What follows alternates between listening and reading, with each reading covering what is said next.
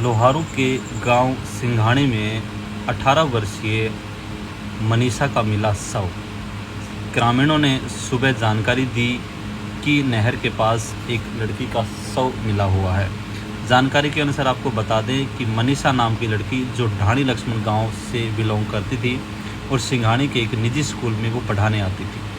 भली भांति daily routine की तरह वो स्कूल से निकली थी। 2 बजे स्कूल से वो निकलती हुई नज़र आ रही है। स्कूल से निकलने के बाद वो सिवानी की तरफ रोड पर चलती हुई नज़र आ रही है। 2 से 3 कैमरों में देखा गया है। उसके बाद का उसका कोई भी सुराग नज़र नहीं आया। उसके पिता ने गुमशुदगी की रिपोर्ट दर्ज कराने की कोशिश की, लेकिन उस दिन वो गुमशुदगी की रिपोर्ट दर्ज नहीं करा पाए और अगले दिन पुलिस में एफआईआर दर्ज कराने पहुंचे और वहां आईओ टीम वहां पे इन्वेस्टिगेशन के लिए पहुंची तो सीसीटीवी कैमरे खंगाले, जिसमें निजी स्कूल के सीसीटीवी फुटेज कैमरे खंगाले तो वहां से निकलती हुई 1:58 पे लड़की वहां से निकलती हुई नज़र आ रही है। वहीं वहां पे स्थित रोड पे किसी एक दुकान में देखा गया तो वहां पे भी वो आगे चलती हुई नज़र आ रही थी। लेकिन आज उनका बुधवार को सुबह 6 साढ़े 6 बजे के लगभग खेतों में नहर किनारे शव मिला है, जिसमें देखा गया है कि उसकी गर्दन काटी हुई है और उसकी हालत बड़ी ही गंभीरता से दिखाई दी है। देखते ही देखते वहाँ पे बहुत सारे ग्रामीण मौजूद हो गए और काफ़ी संख्या में पुलिस भी वहाँ पे मौजूद हो गई। वहाँ फॉरेंसिक टीम, जांच एजेंसियाँ, सीआईए टीम और सब लोग वहाँ पे पहुँचे। इन्वेस्टिगेशन चल रही है, लेकिन अभी तक ये पता नहीं चल पाया है कि मनीषा की मौत किन कारणों से हुई है। हालांकि कुछ समय बाद ग्रामीणों ने, लोगों ने, जो गाँव के लोग थे, उन्होंने नेशनल हाईवे भी जाम किया और कुछ समय तक, कुछ घंटों तक जाम भी किया गया। लेकिन उसके बाद एसडीएम मनोज दलाल ने लोगों को आकर समझाया और उसके बाद डेड बॉडी को उठाया गया और पोस्टमार्टम के लिए भिवानी सिविल हॉस्पिटल में भेज दिया गया। शांति से सुना अब सुन लो हमारी। अब बहन तो जा चुकी है वो, ठीक है। अब सुन जाओ भाई एक बार, या फिर आप बोल ले एक बार, मैं फिर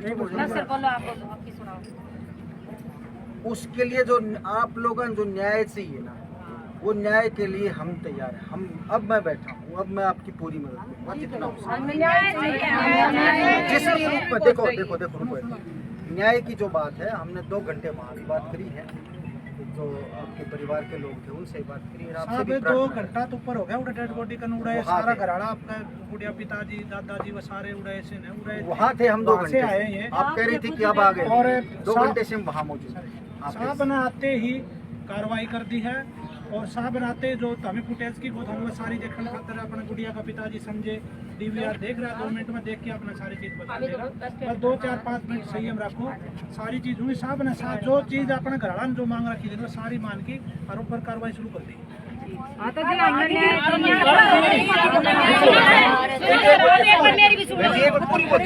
एक बार पूरी बोल जो आपके परिवार ने हमें कहा है, आपके परिवार ने हमें ये कहा है कि भाई एक तो वो डीवीआर दिखा दो। हमने आपके परिवार के संजय जी को और उनको भेज दिया पहली बार। दूसरा उन्होंने ये कहा है कि भाई पुलिस वालों को गिरफ्तार करो। हाँ, तो नियम कानून क्या है कि जैसे अभी एफआईआर थी ना, उसमें किसी का नाम नहीं हुआ था द्वारा, तो पुलिस ने ये कहा कि भाई वो एक लिखित में कागज दे दे, एप्लीकेशन दे दे कि भाई हमने तो इस पे शक है। जैसे ही वो कागज पुलिस के पास आएगा, उनको गिरफ्तार करने के लिए एक टीम बना दी जाएगी, उसको गिरफ्तार करेगी। दूसरी बात, अब इस बेटी का जो अंतिम संस्कार से पहले पोस्टमार्टम होना है, वो क्यों ज़रूरी है? क्योंकि पुलिस जांच किसकी करेगी फिर? क्योंकि कोई भी शरीर धीरे धीरे खराब होता जाएगा ना, तो ये पता नहीं चल पाएगा पुलिस को भी, डॉक्टर्स को भी, कि क्या वजह है। तो वो जायज़ वजह पता करने के लिए भाई किससे हुई है ये दुर्घटना, इसलिए उस बहन का पोस्टमार्टम बेहद आवश्यक है।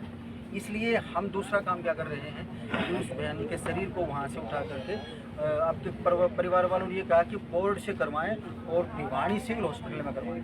हम ये दोनों चीज़ मानते हैं, भिवानी सिविल हॉस्पिटल में होएगा। और बोर्ड का मतलब आप नहीं जानती, तो ये मतलब है 4 से 5 डॉक्टर मिल करके करेंगे। वो डॉक्टर हमें रिपोर्ट देंगे, उस रिपोर्ट के आधार पर जो भी दोषी है, जिस रूप में भी दोषी है, उसको पक्का सजा मिलेगी। ये तय समझ लें। उसमें फांसी चाहिए जी। भाई वो कानून जाने, देखिए जो हमारा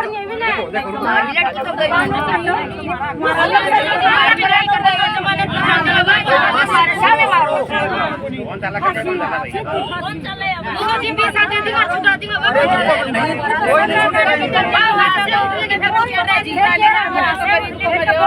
अरे फांसी, देखिए फांसी तो भाई सुप्रीम कोर्ट सुबह जाने जो मारा हाथ में वो एक